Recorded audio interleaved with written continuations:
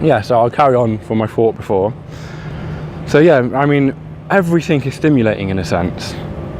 And what happens when you meditate is you remove one level of that stimulation, the thought structures, and even the activity. So I wasn't like reading books, I wasn't playing games, I was just meditating, or yeah, just meditating pretty much all the time. But then the snake came along and it said, Chris, oi Chris, do you want to play Final Fantasy VII? Come on, you do, don't you? You do. The little tricksy mind. And so I was like, yeah, I'll play that. And it was so stimulated. It was like a rush playing that game. And it was so, and then when I tried to meditate, I was like, oh no, I just wanted to play the game. That's the way my head is. I get obsessed about stuff. And then when I'm into something, I'm into that thing, and nothing is getting me off of that. I try to get myself off it, but I just can't. And so I start playing the game, and I stop meditating, and within like weeks or months, I'm back in the sorry mess that I was, you know. Just, oh no, poor me, I ain't got a girlfriend, oh no, you know, all that kind of stuff. But in a sense, what that's doing is maybe reality doesn't want us to be stone Buddhas. It doesn't want us to be these empty walking zombies that walk around everywhere with kind of blank states.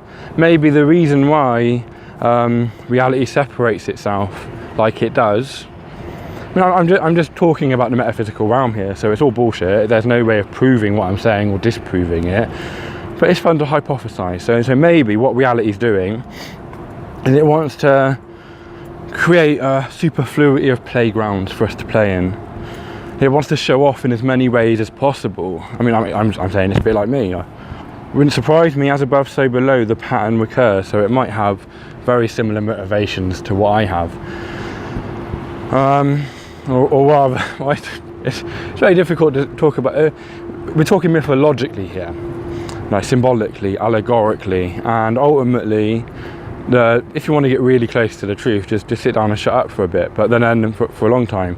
But then the thought will occur to you: why am I doing this? You know, why am I not doing what I'd like to do? And that's a thought that should come to you if you realise that what I've been talking about, the absence of the law, and about the non-dual state, and about reality, is there is no you should do this and you shouldn't do that. So in the absence of commands, what are you going to do?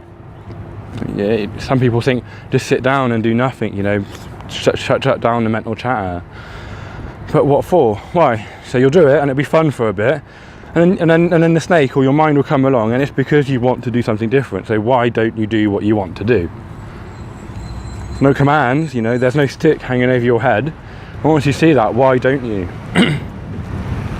So it makes you fearless, which is why I've gone back and forth, back in and out of this thing. And I think the Bodhisattva kind of allegory or symbol is apt for describing what's going on there.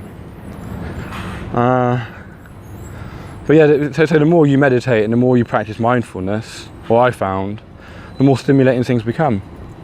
And it's good. I mean, in a sense, I think it's because I'm finding my passion.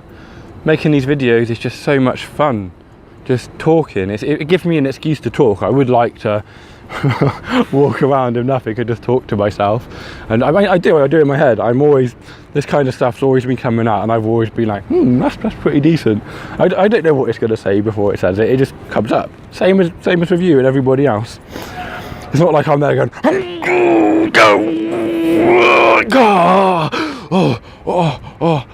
Descartes was wrong because he came up with a duality of two different substances, and really you could just combine them together like Heidegger did with the being there or being in the world. It's not like that. It's just what my nut does when I don't try and make it do stuff.